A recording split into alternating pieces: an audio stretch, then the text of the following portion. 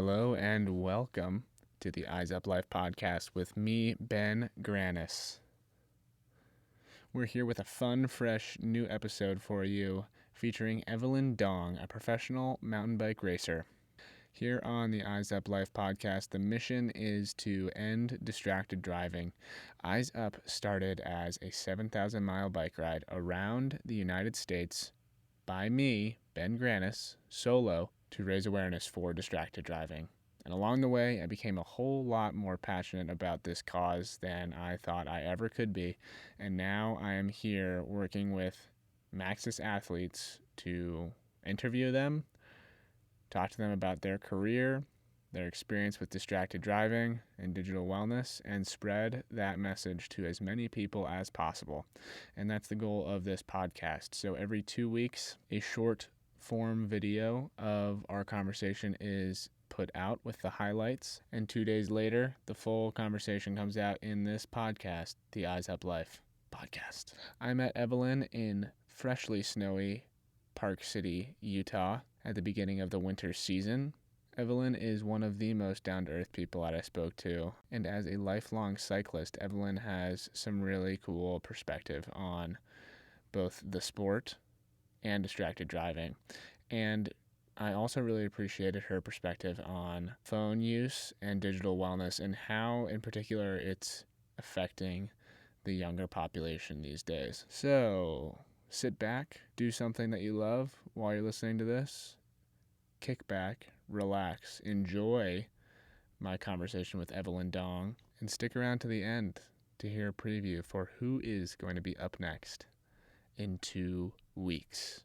Here's the conversation with Evelyn Dong.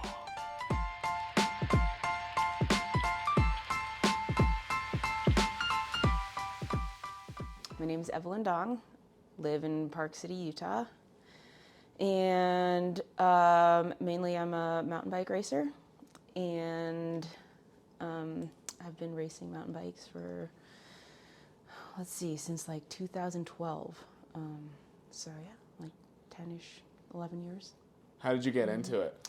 Well, I used to Nordic ski race, and then burned out on that.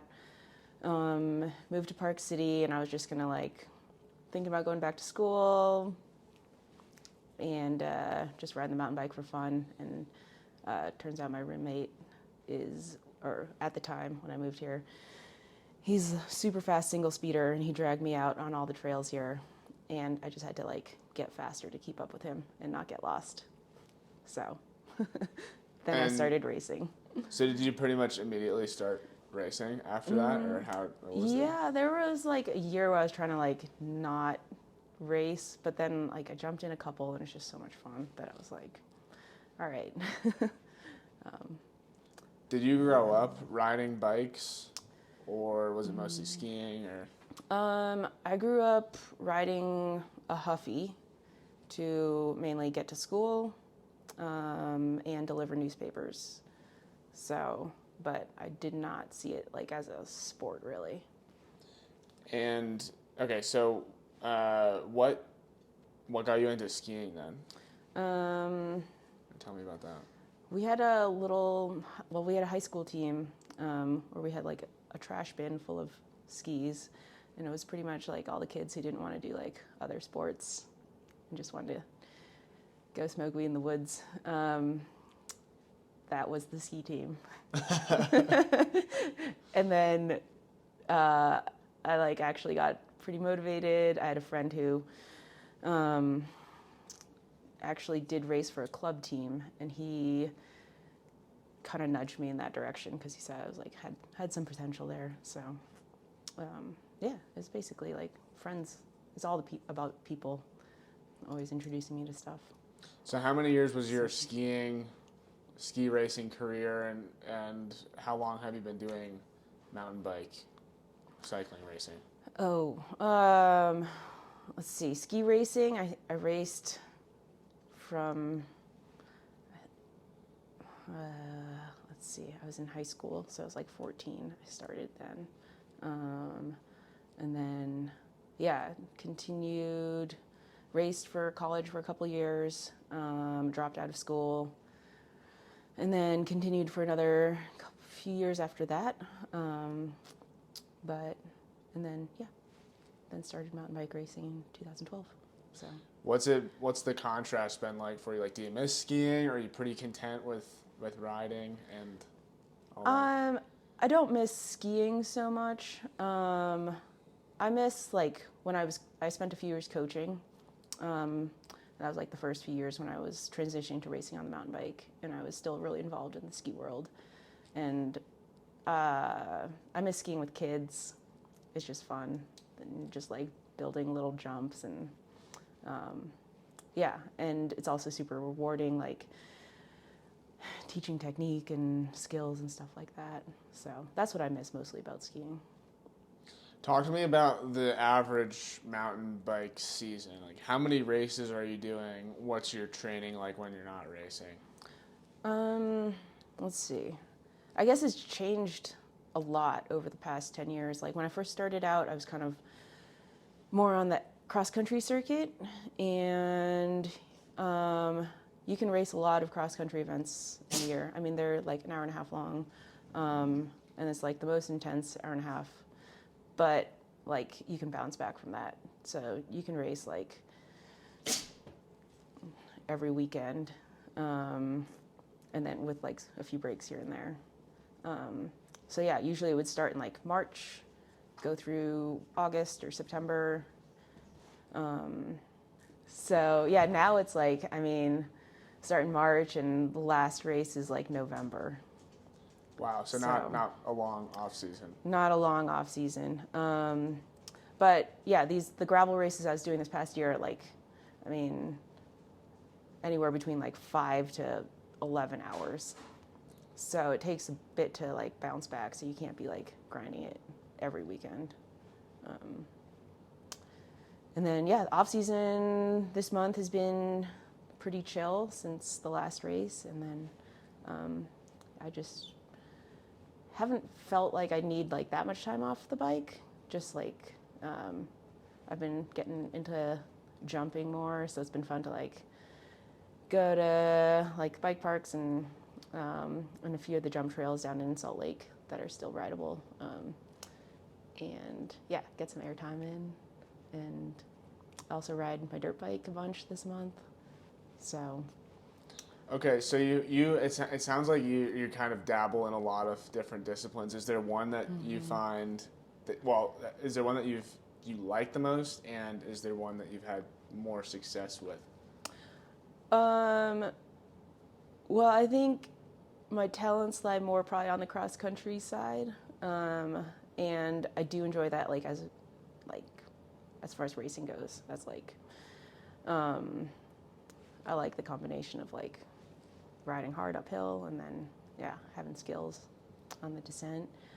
I mean, I think like deep down inside, every mountain bike racer wishes they like could race downhill, because that's like what the cool kids do.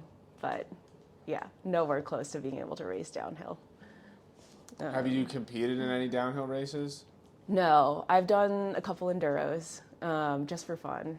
And those are, I mean, I'm always at the tail end of those, but I like hanging out with everyone and Right, you like riding the transfers together. It's a good time. Right, because there's a portion where you're not, it's like neutral, right, where you're just... Yeah, you're supposed to pedal very slowly. I learned that if you go hard, like I think it also makes sense as far as racing. You save your energy for when it counts hard, like, or counts to like pedal hard on the descent. But yeah, they were laughing at me because I was trying to like do these ridiculous climbs, and everyone else is just walking up with their bikes, and I was like, oh, that's smarter, probably. That's how you figure it out, right? Yeah. So we were talking a little bit, but you were fully in the gravel world this year, right? What was that experience like, and what does that mean for next year?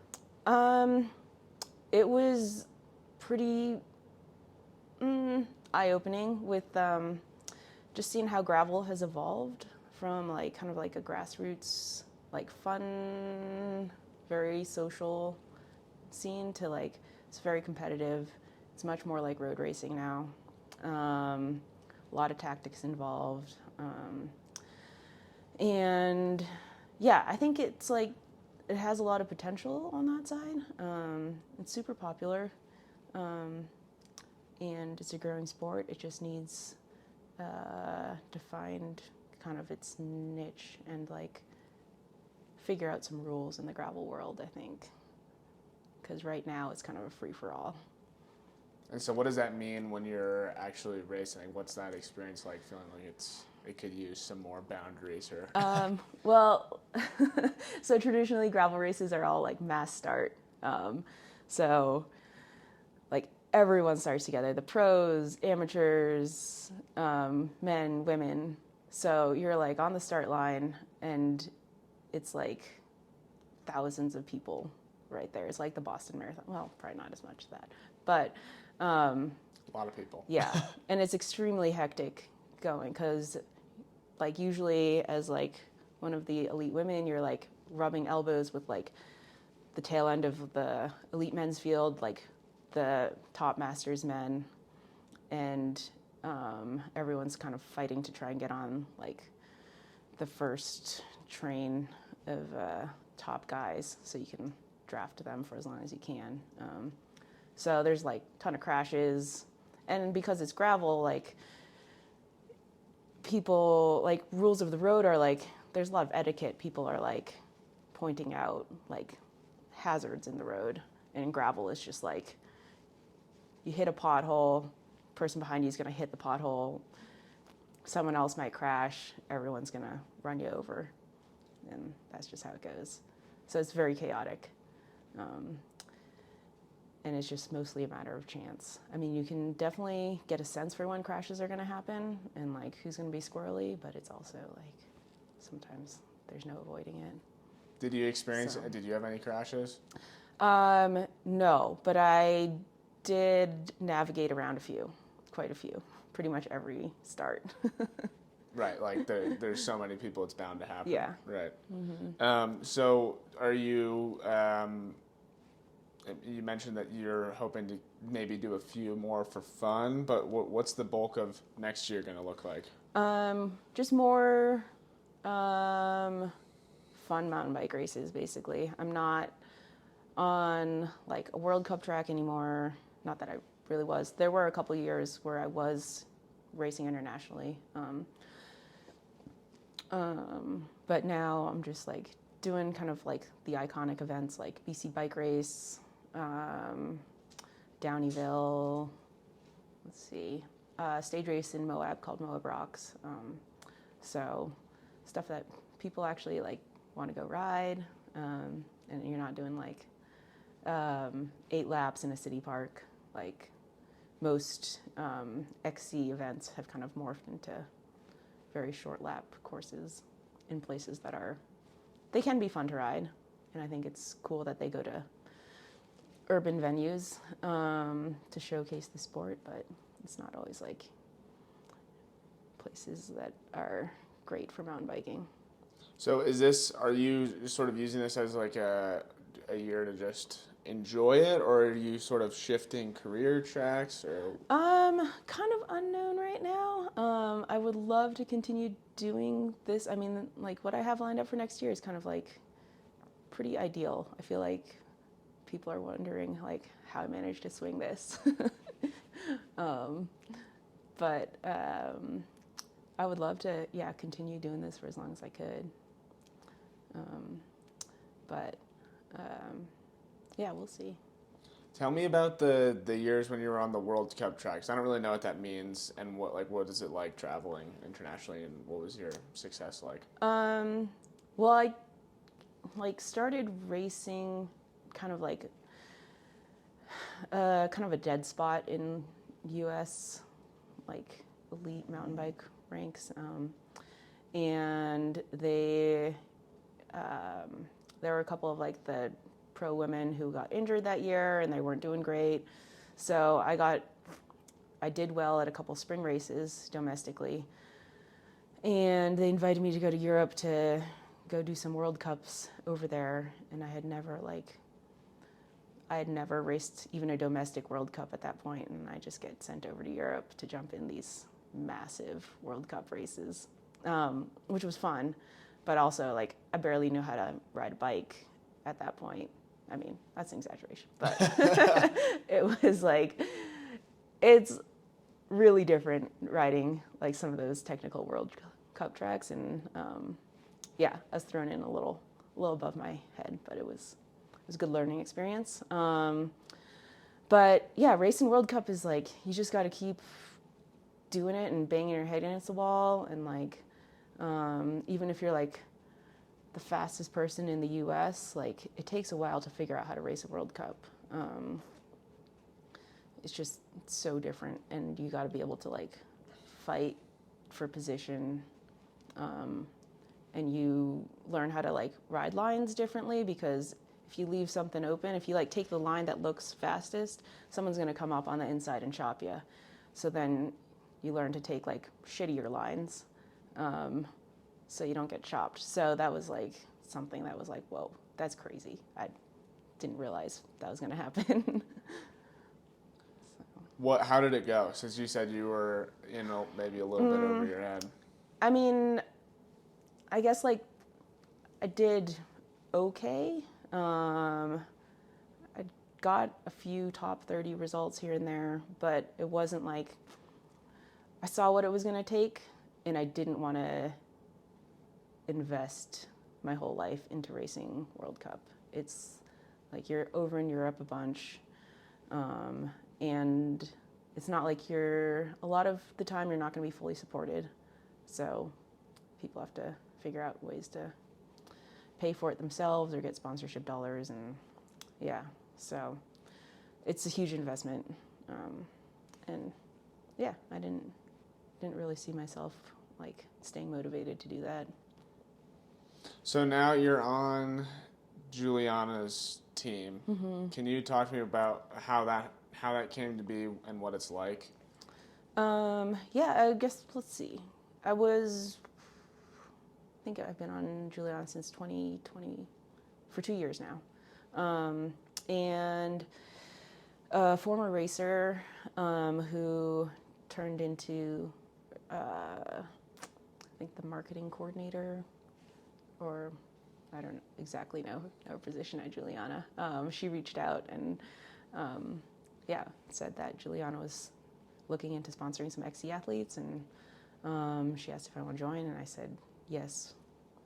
And that was pretty much it. And yeah, it's not like a factory racing team where like, the whole truck and trailer thing shows up and you're fully dialed. A lot of the times I'm like, we were able to have a mechanic this year, which is great, but sometimes I do a lot of my own work still, and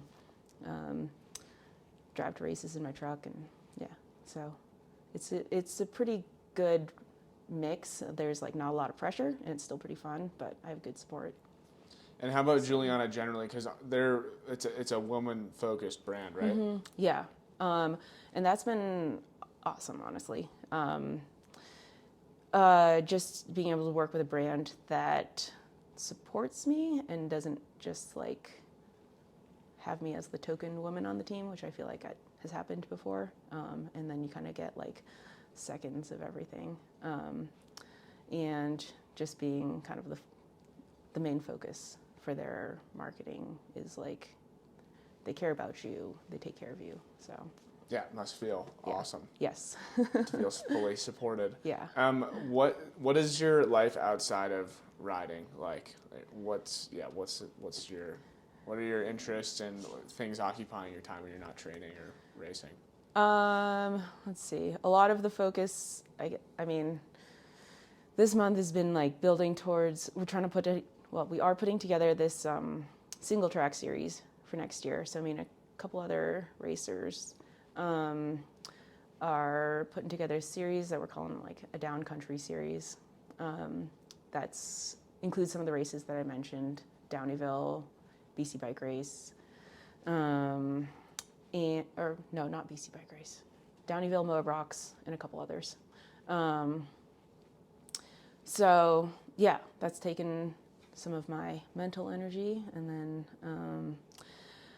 outside that, I do some mechanic work for people here and there. And in Tucson, when I'm there this winter, I have been working for a cycling tour group called Cycling House, and I just take care of their demo fleet. Like maintenance and all that stuff? Yeah, and building some bikes and stuff like that. So, yeah. Cool.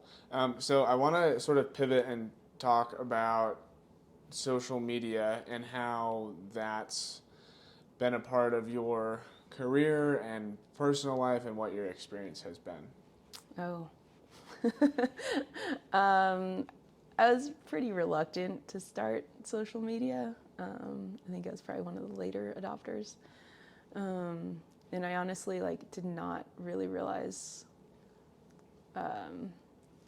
why, the importance of it for a long time, which I'm still I do see the importance of it.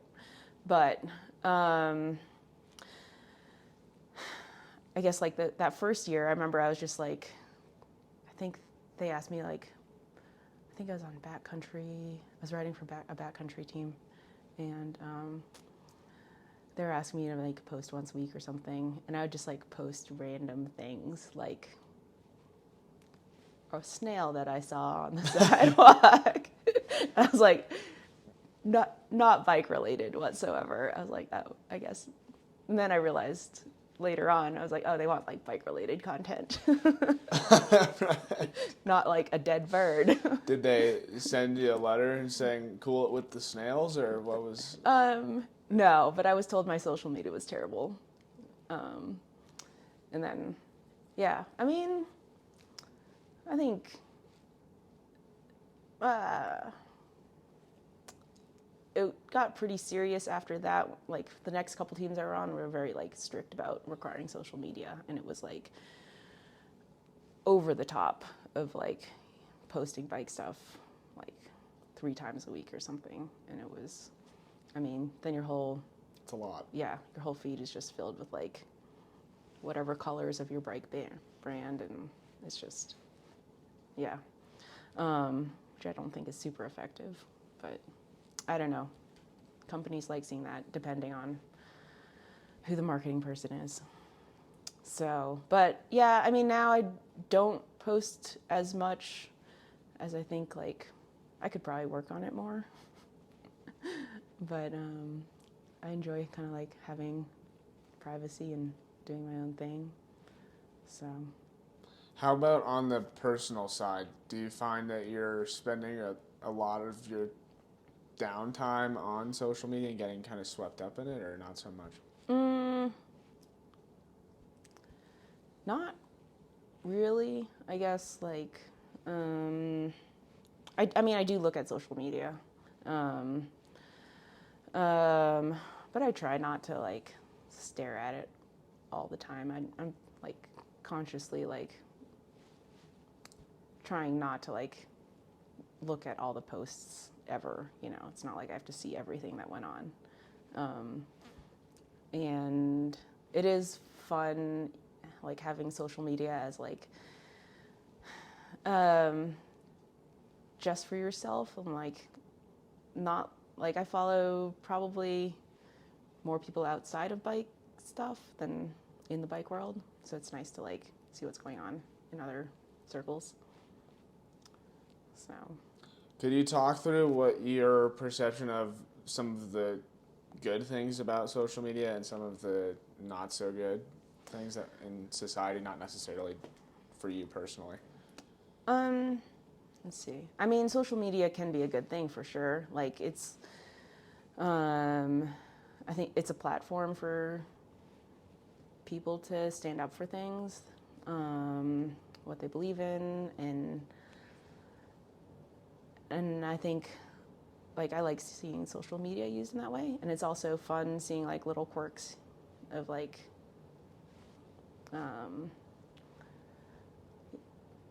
just little insights into other people's personalities and stuff like that. But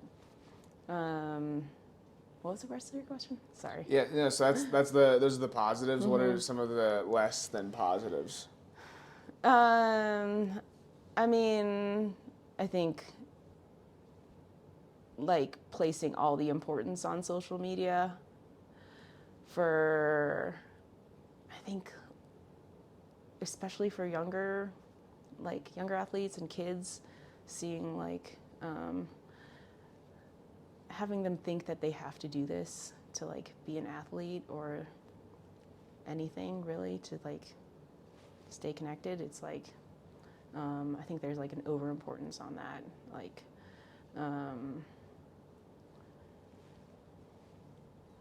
yeah, it's tough seeing, like, especially with the Lifetime series this year, there's a whole application process to get into the series. And it wasn't like merit-based. It was a lot of social media importance, which definitely bugged me quite a bit. And I suspect that people did get turned away for having bad social media, not bad, or a lack of social media. So. Or like a lesser following or something like that. Yeah. What, since you've worked with a fair amount of younger people through coaching and just, I'm sure just being in the worlds that you're in, what's been your observation of the younger people in particular on social media and how it's affecting their lives and relationships? I guess, I think with a lot of kids, they feel like they don't just get out and do stuff anymore. They gotta like do it for some shot or something, and there's less of just getting out there for fun and just hanging out with your friends. And I think maybe there's like plenty of good kids out there, but I know there's like marketing people have been like a little overwhelmed with the number of kids who are like send in like some video of them doing like something and then they expect to get like a free pair of sunglasses or like so I think it's just kind of lessening like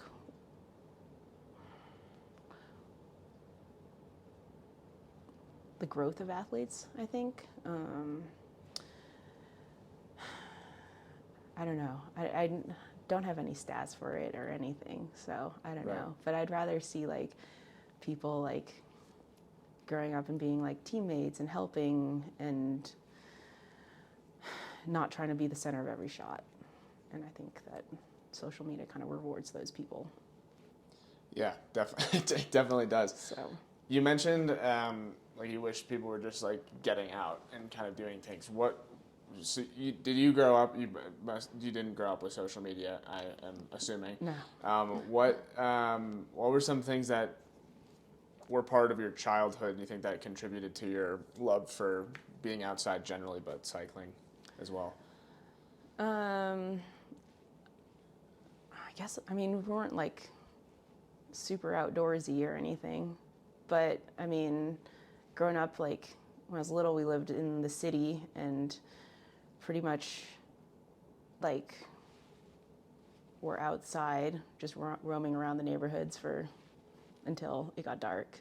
Roller skating everywhere. Had a pair of like little blue roller skates, and you just like were outside hanging out with your friends playing street soccer or like roller skating down someone's driveway and into traffic, and no one really cared. It was just so. And then especially being in a place like here, you see like Park City is like every kid wants to get sponsored to be like snowboarder or skier or mountain biking or something, and it's like everyone's out there like at like the little jump park like Trailside, and they're all filming each other, which is kind of fun, but it's also like, wow, I feel like they're missing out on stuff. Right, maybe not focusing on just having a good time doing it. Yeah. Yeah. Um, yeah, it's interesting to kind of think about like what you were just talking about, what you did in your childhood, just kind of having fun for the sake of having fun. It's kind of hard to imagine people just kind of wandering around like kids and just doing whatever Yeah. now. Yeah. I mean, I hope it still goes on. Right.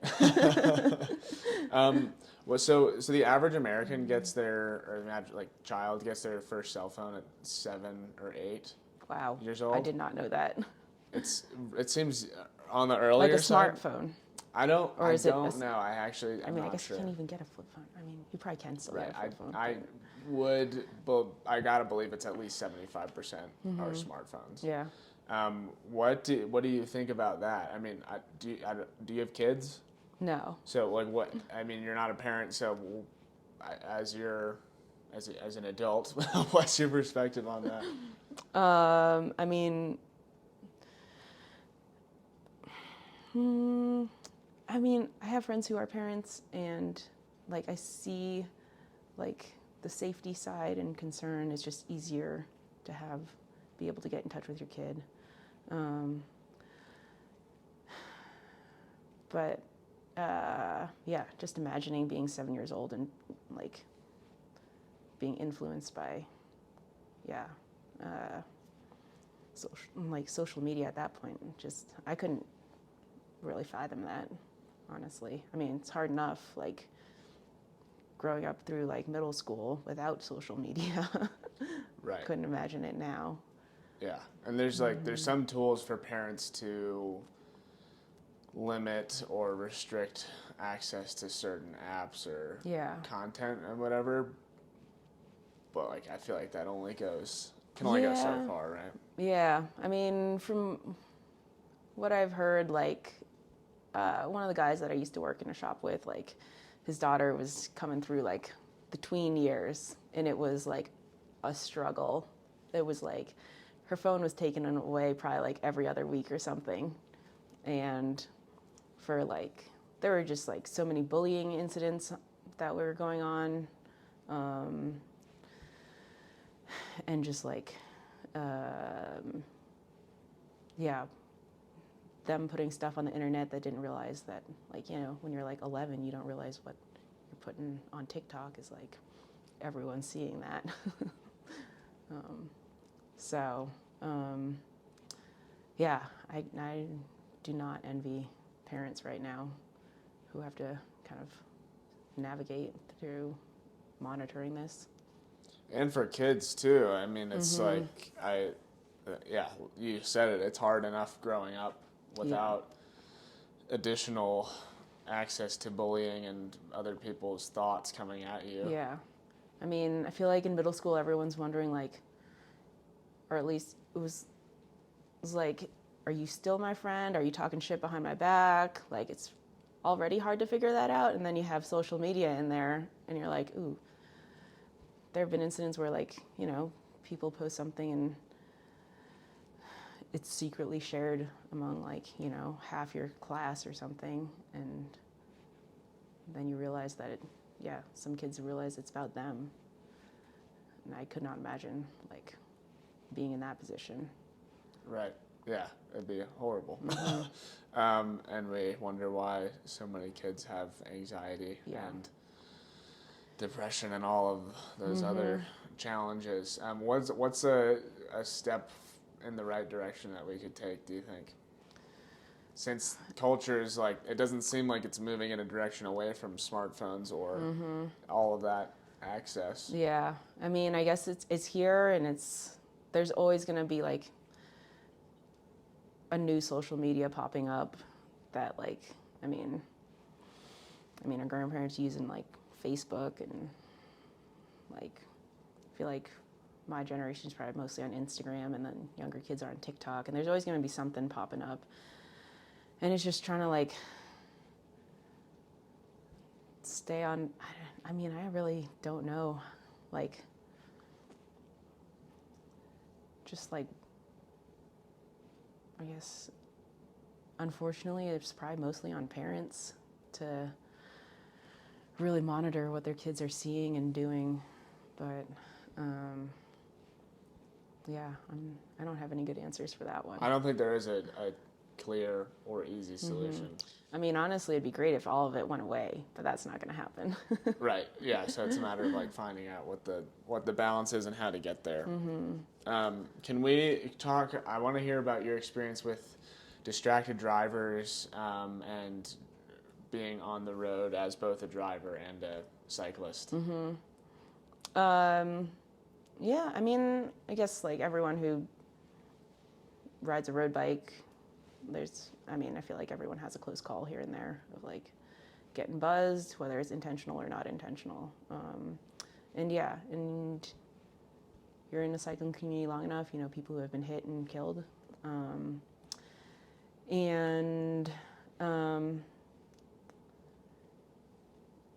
So, yeah, I mean, that's my experiences. I know people who have died. I know people, and, you know, I've never been hit other than when I was a kid, but that was totally my fault. Right. It feels a little different when you're Yeah. a kid. So you know someone who was hit and killed on a bike, or at least one person? Is that? Yeah, I mean, there was a guy I didn't know well who was here riding in Salt Lake, hit and killed. But my friend Ben was hit, and Ben Sontag was hit and killed 2020.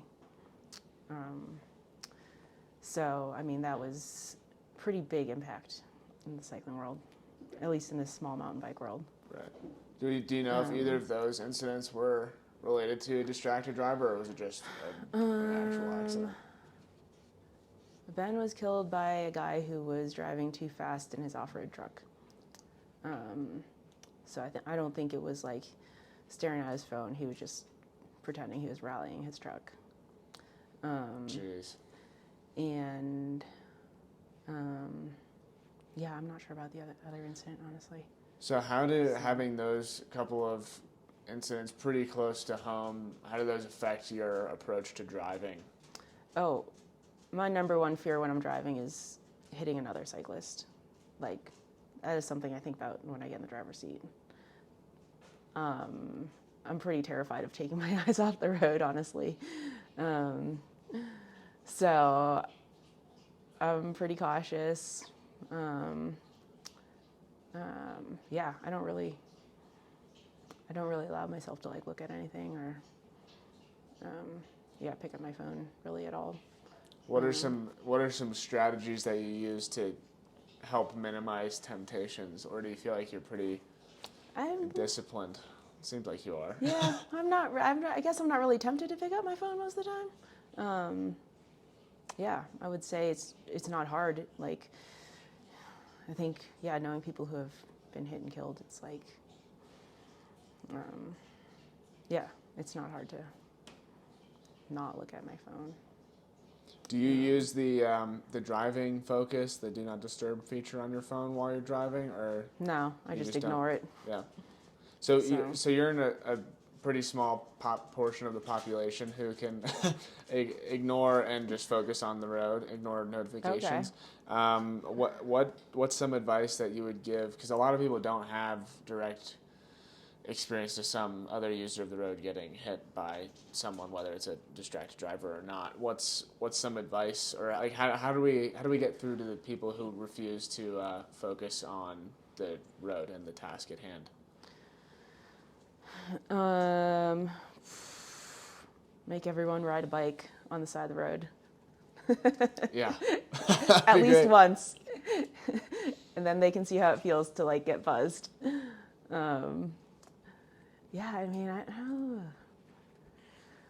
don't know. I mean, honestly, it should probably be like, I feel like car manufacturers could do something if they wanted to. And, you know, I don't think it's like overreaching to just be like, well, like, I mean, I drive a car from 2002, so it doesn't have technology. But I know, like, new cars, you could definitely, like, have something that, like, doesn't allow you to touch your phone while you're driving. But instead, I feel like car manufacturers are moving in the other direction, putting up all these screens and stuff, so you can basically watch TV while you're driving. So I think it needs to be on cars, and I also think like, and phones, like, I mean, Apple could definitely do something. Like, they know when you're driving.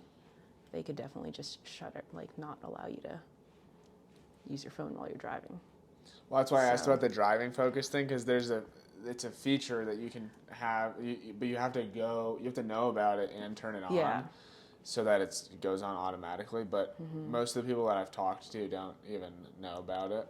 Yeah, I do know about that one, mainly because I have one friend, because every time I text him, it's like, I'm driving. it has like some sort of automated text that comes back, and I'm like, drives all the time, apparently. Or you get them at the Same sixth time, sense, yeah. So, yeah, I feel like having that feature kind of be automatic might. Or even more well known. Just yeah. when you're setting up your phone or something. Yeah. Just say, rather than you have to know from someone who has the texts that come back automatically, or word of mouth. It's a lot of steps to or it doesn't reach a lot of people. So the cars certainly aren't moving in the right direction in terms of distractions, because touch screens, I mean, is it your Tacoma? I mean, everything's with a knob. You can pretty much do everything by feel, but with a touch screen, it's like, what? Yeah, sitting in new vehicles is like a whole new experience. So. Yeah, and then like you could maybe make the argument like, oh, cars are getting better about staying in the lane, or like slowing down when there's a car in front of you, but that's not gonna really. Yeah, I haven't heard great things about like their like peripheral technology. So I mean, I could go either way on those. I think it's not like humans are doing a great job right now. So if cars had more sensors, maybe that would be great, but also I don't know if we want to go that direction and kind of go through a whole period of trial and error of working out the kinks on that. Yeah, I don't feel like know about that. It's like high consequence experimenting there. Right. But like you said, I mean, we're already not doing a super good job. So what are your kind of thoughts on car safety going forward? Like you mentioned, it'd be great if everyone could get on a bike. I think that a lot of people don't. So like, what keeps you riding on the road despite knowing all of the risks? I mean, you just know it, and you go out and do it, and you just kind of ignore that. For me, it's like part of the job, so I'm like, I just go out there and don't think about it too much when I'm riding, other than being like making sure I'm visible and obeying the rules of the road. Sorry, can you say the question again? Yeah, no, just like what keeps you motivated to ride on the road despite knowing the risks. Okay. You kind of answered it. What are since you're on both sides of it, you ride on the road and you drive. What are things that cyclists do that help you as a driver? I mean, you're hyper aware of cyclists, but what are some things that happen that, or like, is it signals, high visibility clothing, lights? What are some things that have really helped? Lights are great. I pretty much will like always wear a daytime running light on the road bike, because I think like the further out you can see something, in my head I'm like, if someone can see me from like half a mile away, if they then they'll at least try not to look at their phone between that half mile or something. You'd hope. Maybe. So, and hand signals, just like moving predictably. in kind of, yeah, I think that's what I try to do when I'm riding. And yeah, as a driver, I'm usually just looking for cyclists or deer. Right. Which are unfortunately less visible. Yes. Yeah, I think you're right. The lights are a huge help. Mm-hmm. So kind of just to wrap up, what's some advice you would give to a young person hoping to pursue a dream, whether that's becoming a pro cyclist or anything, but they're receiving a lot of pressure from peers, teachers, family to do something opposite that really isn't exciting to them? Like someone who wants to do something cool versus pressure to go into corporate America. I mean, education's important. Listen to your teachers. But also do what gets you fired up. And like, you can make it work. Like, I mean, it's not like I live a dream life by any means. I mean, I'm living with my friend's parents in their attic right now, which is great. This place is awesome.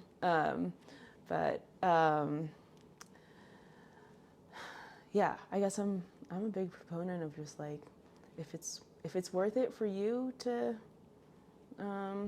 go into the corporate world, and if you people do get fired up about it, and that gets their adrenaline going. But I think for kids who want to pursue like, a career in like any sort of sport, like, make sure you have a backup plan, but just go for it. So, is there one thing that you would kind of put or give credit to from, when you were younger, that has helped enable you to do what you love doing? I mean, so many people have helped me along the way. It's like, I've just been fortunate to meet and be friends with a ton of really good people. And I mean, in the ski world, it's like, people didn't ski to like really make money whatsoever. So, I think there's a lot of really good people in the ski world, because they're not, even marketing people in skiing were terrible when I was growing up, because they just wanted to help people out. They weren't about really marketing. They were more about supporting, which was, I mean, I think that was great. Just supporting younger athletes. But I guess, I think probably, I've had a few coaches along the way. And this guy who actually used to be a U.S. ski team coach, and he never coached me like on a personal level, but I've gotten to know him a bit since then. And he's written some really, I would say, heartfelt things that are good advice. Just about how to like deal with being an athlete, and like how to use your platform as an athlete for like something you believe in. And I think that's really helped me realize like what I can do in my position. What's his name? Pete Vordenberg. And what's something that you've that he inspired you to do or advocate for? I guess nothing. Well, I guess a few specific things, but mostly just like,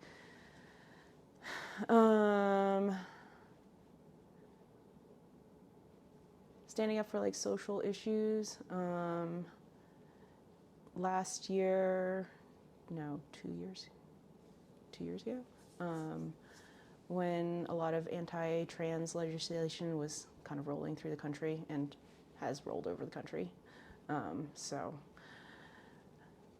not in a great position with that legislation right now, but I did use my social media to speak out against that. And he was a big inspiration for that. Just being, not just using it to like promote products or, which, you know, you're thankful for your sponsors, but you also have your own voice to stand up for issues. Talk to me about snurfing. Oh, snurfing. I read it in your Juliana bio. Oh God, that was a last winter. I think the past 2 winters I've haven't really done much yet this year. What is it? I know what it is, but what is it? So snurfing is just like these little bindingless snowboards that are. It's just like it's also called like pow surfing. So it's just kind of a fun activity to do when there's like you just want to get out and hike up something and challenge yourself a little bit. It was extremely hard for me to learn. Even like having snowboarded before, being on a bindingless snowboard, you just get ejected all the time. And like really committing to the lean, because like you just need like pressure on there to like lean it over, and you can't just half-ass it. So it's fun. Like I have a friend who was a professional snowboarder, and he's got like a million snowboards and snurfboards and whatnot. So we just go walk up into the woods and find some very mellow, low angle stuff. Stuff that you like wouldn't even consider like that would be fun on like regular skis or snowboard. I mean, it's like sledding for adults. And let her rip. Yeah. That's awesome. Any closing thoughts, things you're looking forward to, anything at all, just to close out here, Evelyn? Let's see. Something. Well, tomorrow I'm gonna go ride the dirt bike again. So you have it's like you have an actual dirt bike, yeah? Mm-hmm. Cool. Yeah. So usually I don't really ride it too much throughout the race season, but then fall rolls around and able to get out on it quite a bit, and been going out to the West Desert a bunch here where trails are still pretty good, not snowy. And actually I wore this fleece yesterday while we were riding dirt bikes, and I smell like fuel. But I was like, it'll be fine. Yeah. So yeah, that's like, I mean, I just get excited to do like right now it's just fun month. I get to do fun stuff every day, pretty much. And do a little computer work here and there in the evening or in the morning or something, and then, get Cool. out to, yeah. Well, thank you so much for taking this time. It was really cool to chat with you and hear about your experience, and I hope next season goes well. Thank you. Thanks for having me on the interview here. Yeah, on the whatever it turns into. Yeah, whatever this is. Whatever it is. Yeah. So there you have it. Thank you so much for listening to my conversation with Evelyn Dong from back in early November 2022. I think there's a lot of takeaways that you could grab from that conversation, and hopefully it did make an impact on you, and maybe it influences the way that you live your life. And I really hope that you consider turning on the driving focus feature on your phone if you don't have it on already. What it does is it blocks notifications automatically when you're driving so that you don't see your phone light up.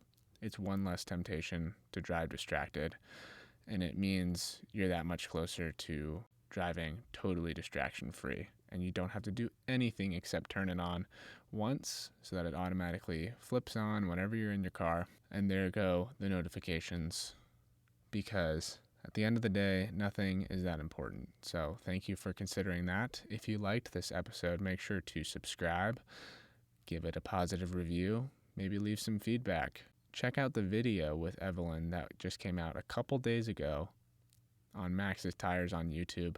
Make sure you follow Eyes Up Ride and Maxxis Tires on Instagram, and Evelyn Dong, because she puts up some cool content. And what I know is true is that I will see you, or speak to you. I will speak to you in 2 weeks. And drum roll please, we have Alex Ray, professional motocross racer, coming at you to close out the month of May. Can you believe it's already the end of May? Well, it will be. Anyways, hope you have a great couple of weeks, and we'll talk to you soon. Bye-bye.